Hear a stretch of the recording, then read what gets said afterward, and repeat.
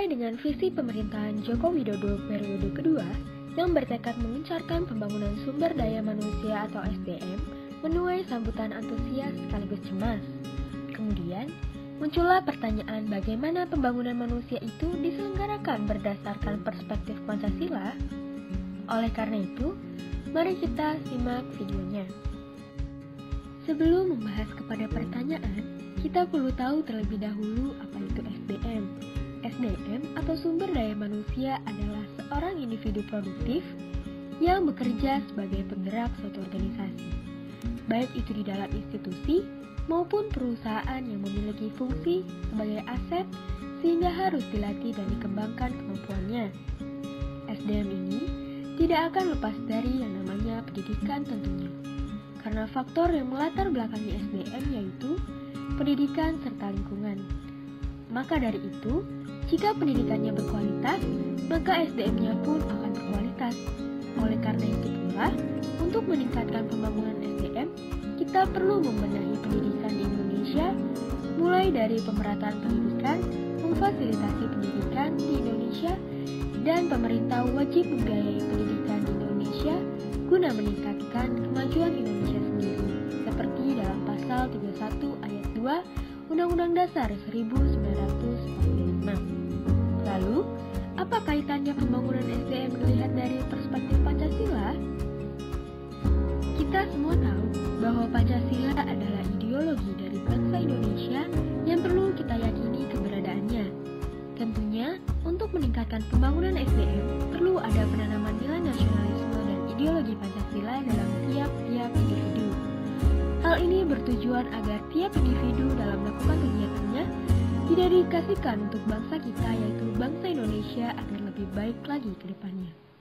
Kemudian, pembangunan SDM tidak dapat dipisahkan dari nilai-nilai Pancasila.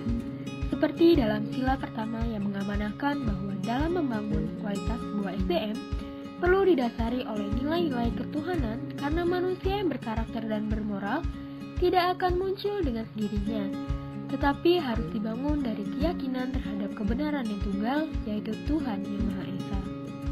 Kemudian,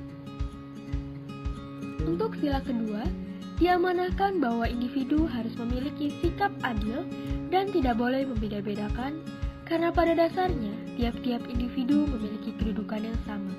Oleh karena itu, dalam membangun kualitas SDM, perlu adanya sikap yang adil dan memiliki adab agar kualitas suatu SDM dapat berkualitas. Selanjutnya, untuk sila ketiga, yaitu diamanahkan bahwa dalam pembangunan SDM perlu memiliki sikap yang menjunjung tinggi persatuan dan kesatuan Indonesia. Karena kemajuan bangsa harus dibangun bersama-sama dan tidak boleh mementingkan keinginan pribadi. Inilah sikap yang harus dimiliki oleh seorang individu. Lalu, ada sila keempat yang mengamanahkan bahwa dalam pembangunan SDM diperlukan sikap yang selalu mengutamakan musyawarah dalam mufakat dalam mengambil setiap keputusan. Musyawarah dalam mufakat ini harus meliputi semangat kekeluargaan dan akal sehat yang sesuai dengan hati nurani. Dengan memiliki sikap seperti ini, tentunya akan membuat pembangunan berjalan dengan lancar pula. Dan terakhir, sila kelima mengamanahkan bahwa dalam pembangunan SDM diperlukan sikap yang adil dalam menjalankan hak dan kewajiban. Karena jika hak dan kewajiban sudah terwujud, maka keadilan di negara Indonesia sudah merata. Jika kelima amanah dari tiap-tiap sila Pancasila dimiliki oleh suatu SDM, maka dapat dipastikan kualitas SDM-nya sangat berkualitas dan sejalan dengan tujuan dari bangsa Indonesia.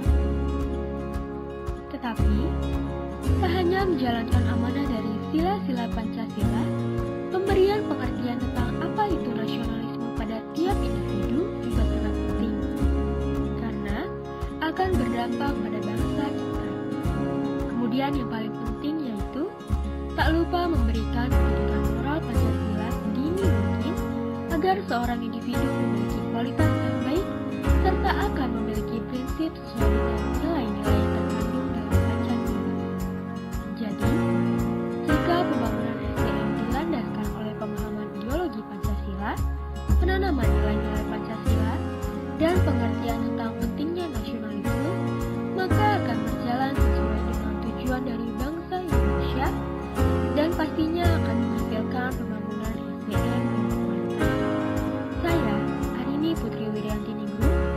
mahasiswa pendidikan sosiologi 2019 dengan NIM 1900178 Universitas Pendidikan Indonesia.